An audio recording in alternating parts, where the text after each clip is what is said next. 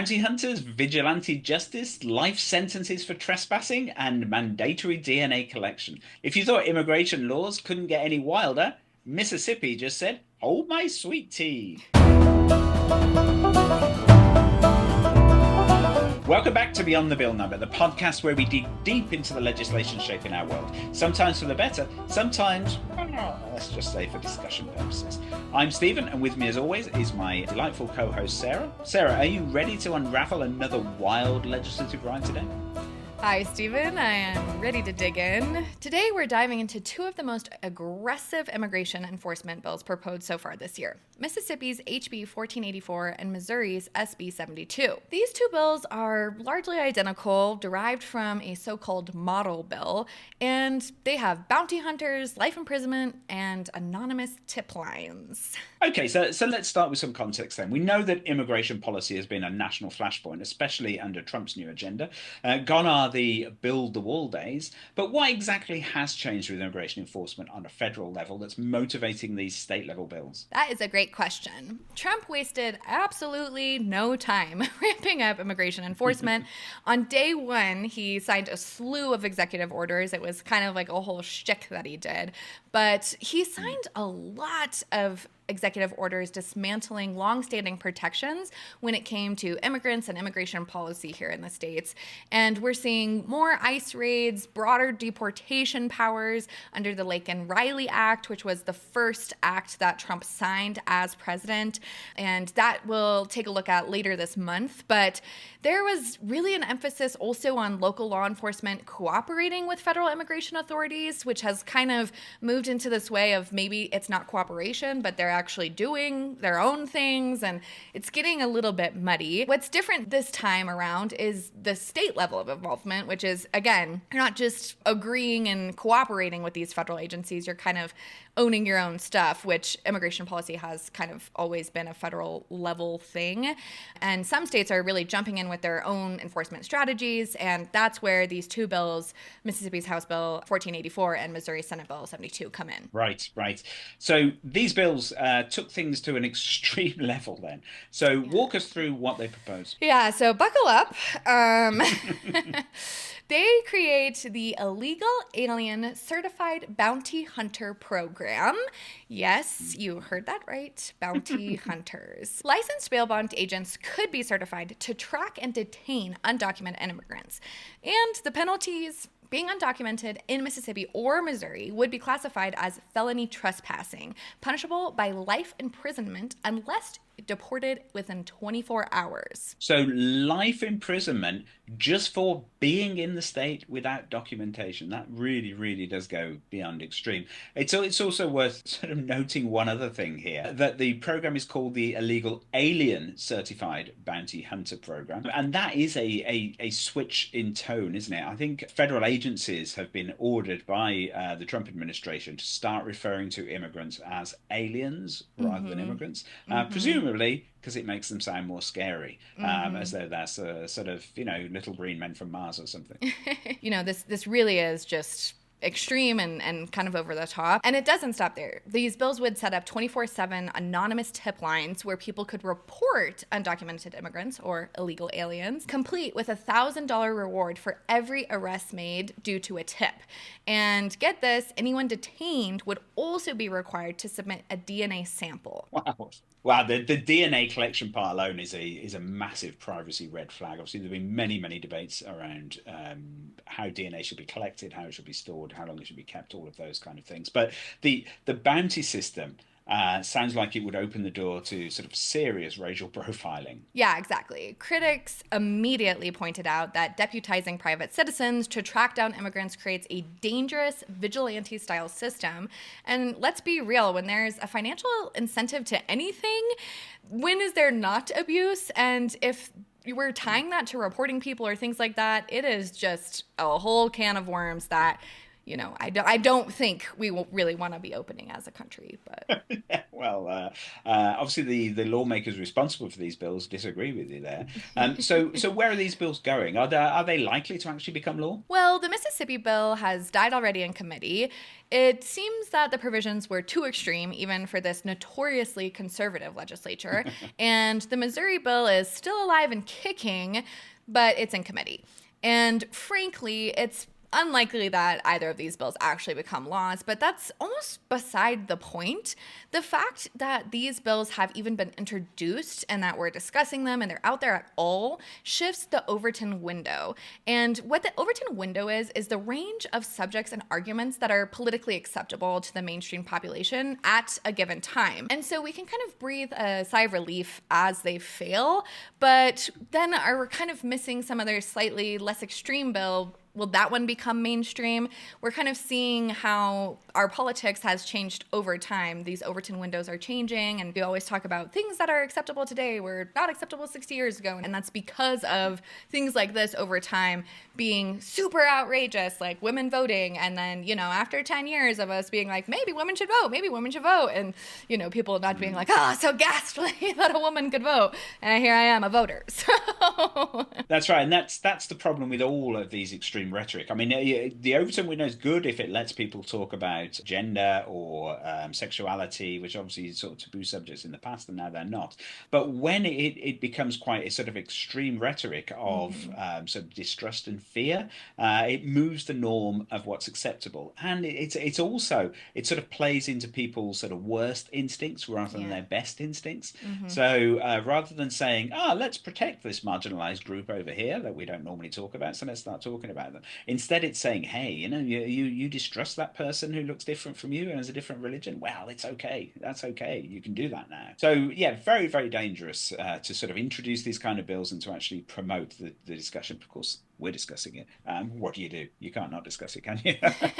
So are there any examples of other states following the examples of Mississippi and Missouri? Oh, yeah. So, for example, Alabama's Senate Bill 53 takes a different approach, focusing on criminalizing anyone who harbors or assists undocumented immigrants.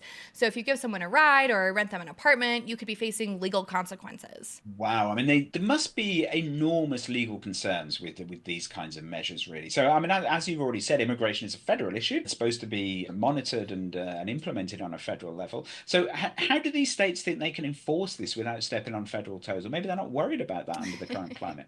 That is one of the biggest questions. Federal courts have repeatedly ruled that immigration enforcement falls under federal jurisdiction. And these bills would likely face major constitutional challenges, not to mention the potential expensive lawsuits that would come cascading in. Plus, the severe penalties like life imprisonment for trespassing raise serious concerns of due process and cruel and unusual punishment concerns. Absolutely. Not to mention the historical comparisons, of course. So this is one time when having a written constitution where such things are laid down is actually quite a good thing. It does provide at least some guardrails, doesn't it? Some critics have actually likened these bills to authoritarian regimes where neighbors were encouraged to spy and report on each other, and there were sort of various processes to sort of track down certain people and imprison them. Do you think that's a valid comparison? They are not wrong. And there's kind of two different ways that we can look at this from a historical perspective. The first is in the United States. When we had slavery, there were bounty hunters that were hunting escaped slaves. There were penalties for people who were sheltering slaves to try to help get them to freedom in the North. And so there definitely is a tone of that even in our own history here. But when you set up these financial incentives for people to report on each other, often based on nothing more than kind of suspicion, you create a culture of fear, you create a culture of distrust, you are kind of creating a situation of something that's really eerily reminiscent of some of history's darker chapters. And I know everybody compares so much to Nazi Germany today, and it's kind of a really quick reaction for anyone that is a little left-leaning to do that. But this truly is almost act for act comparison of what is going on there between reporting people, between kind of these crazy, immediate, really harsh punishments, to read something like this and think of a world in the United States where this is how things are going is really scary. Absolutely. So Do you think we're likely to see more of these kinds of bills? Well, with the Trump administration pushing a much more aggressive take and kind of role in immigration, we'll likely see more of these bills popping up. And one of the things that is kind of a bigger shift from what Trump had said versus what we're kind of seeing today is all of these raids that we've been seeing all over the country. A lot of the immigrants that are getting detained are not these criminals. They're people who are working, and, ICE is headed to workplaces and rounding up these illegal immigrants. And, I think a lot of people can understand and get behind enforcing deportation and understanding that maybe immigrants that are criminals are not the best to be here. We had last week an episode on Florida, which was another good example where their session hasn't even started yet, but they've already called 2 special sessions trying to push really hardline immigration bills. And it's kind of seeming like this attitude of who can up-level the next state to be more intense and more severe. This really speaks to how this has truly become a boiling point in the US. And we found that during the campaign trail. We definitely see that now. But I think it's so important for us to be reasonable, remember our history, remember our origins, and actually remember what these people are doing here for the most part. They are part of our schools, our churches, and our communities, and really helping our country exist the way that it can be. And most people are just here trying to live a good life. It's true. It's true. There's another element to this, which is that it's quite cunning to focus these laws on criminal illegal immigrants, because it's something that's very hard to disagree with. If you've got a murderer or a rapist who's an illegal immigrant, it's very difficult to say, no, let's defend that person. No, they should be able to stay. But the point is, nobody has ever done that, right? This is a classic tactic. Nobody has ever defended rapists and murderers who are illegal immigrants. If you only have to look at recent history, the president that deported the most people during their term was, of course, President Obama. And the way he did that was by going into prisons, identifying felons who were illegal aliens and deporting them. And it didn't create a hue or cry. The left weren't up in arms about this. Nobody was, because it's a perfectly reasonable thing to do. In fact, it's the law of the land all over the world. If you come into a country, if you're invited in, if you're given some kind of citizenship or some kind of right to live there, if you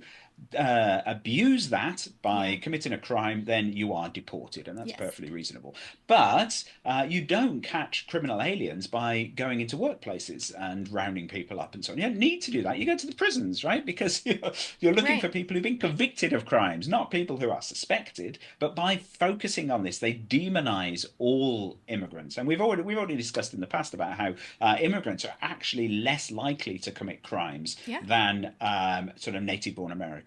So by demonizing this, it's deeply, deeply damaging. And one other piece of this, just to, bring the lens back to a self-obsessed American, is these rules of imprisoning people for life just for being here illegally is putting such a tax burden on people in that state to keep those people in jail. And so it's one of these things where it's like, this doesn't make any sense, because the people in the state where these things are going to be paying an undue cost. In Mississippi and Missouri, do you guys really have the tax dollars to be sheltering, feeding, and housing all of these people for all of these years, for the rest of their lives, just because they deigned to step foot on your land and be undocumented?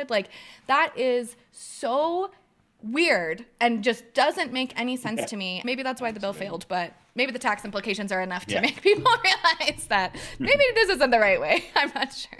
Yes, absolutely. Yeah, but it's important to keep a close eye on this, because, as we said before, it's about the Overton window at the end of the day, isn't it? So we can get outraged at these bills that are very unlikely to pass, and I think even the people who introduce them know that they're extreme and that they're unlikely to pass, and that they're pretty much unworkable. But we need to keep our eye on those other more reasonable immigration bills that just a few months ago probably weren't reasonable.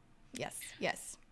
No, this is definitely a warning sign, and the more extreme our politics get, the more extreme that these bills get when they're introduced, it's more likely to see these less extreme versions, like you said, and even what we talked about last week in Florida and these 2 special sessions. I think we're going to be doing a lot of wading through things. Couldn't have said it better myself. And that's a wrap for today's episode of Beyond the Bill Number. So if you found today's discussion eye-opening, be sure to subscribe and leave us a review, of course. And as always, stay informed, stay engaged, and we'll see you next time.